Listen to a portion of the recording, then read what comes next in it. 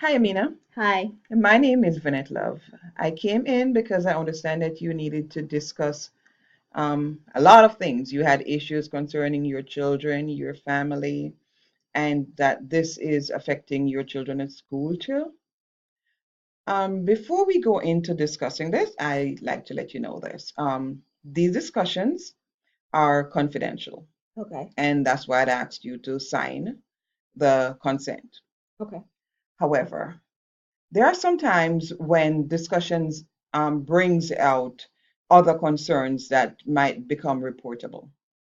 If this happens, then I will tell you that I would have to report whatever the matter that is. Okay. Also, you may need referral to other services in our program or maybe other external programs. I will also give you that information if you need it. All right. Great. Okay? So let me start by you telling me something about Amina and what's going on. So my name is Amina. I am married to Jared, and we have two beautiful kids. Um, I would like to talk about my religion and my husband's religion. So I was born and raised Muslim, and so being married to an African American who is Christian and his family is strongly believes in Christian. I have a struggle with my kids picking their religion. Um, my kids are young, they're 10 and 8, so I don't have the sense of giving them direction because I don't really follow Islamic very well. But that's all I know. As far as my husband's side of the family, they are into the religion, and his mom would like to take our kids to church, but I'm not too okay with that.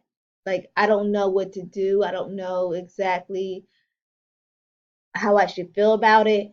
And I don't want to disrespect her. So I'm kind of like in a struggle of deciding. So your struggle is that um, your mother-in-law and your husband, they are Christians. Yes. Is your husband practicing Christian? No, he's not strongly practicing it, but he was raised in Christian. And you were raised in a Muslim, Yes, that's all I know. and does that mean that you choose, No, I didn't did have your a family choose this for you? right. So I was born into being Muslim. So I didn't have a choice to study or get the knowledge of other religion. It was just Islamic is Islamic. That's what you are. Okay. And the fact that I'm Ethiopian, that's how the culture goes.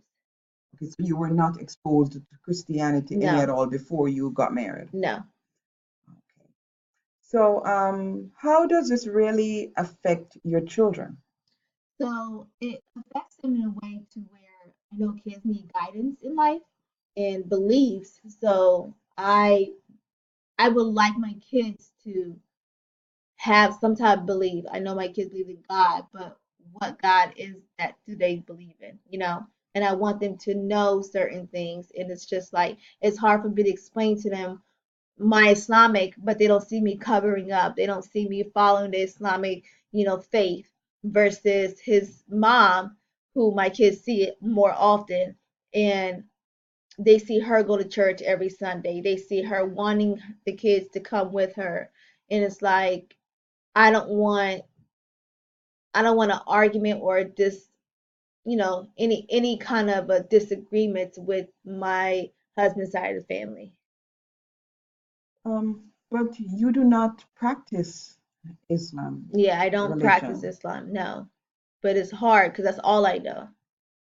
So why don't you practice Islam, if you don't mind my asking? Um, I don't have a reason of not practicing it. I don't know. The fact that I'm growing up and not believing certain things, just like any other religion. Right. Some things in Christianity, I'm pretty sure people don't believe in certain things, drinking, but other people do drink, just certain things and those stuff like that. I don't believe in my religion.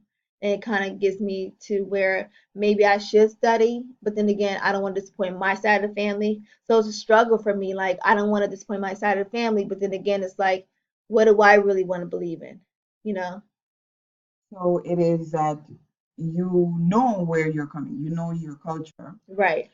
Your children are now exposed to another culture. Yes. You have accepted it, but you don't really want to practice it, and you don't want your children to choose either of the cultures. Is that what you're saying? It's not that I don't want them to choose, it's just I want them to be acknowledged to both ends to know what they want in life. I don't want them to be forced into a religion like I was. Okay. So does that mean then, so your mother-in-law is coming and she will take them to church so they can be introduced to Christianity? Yes.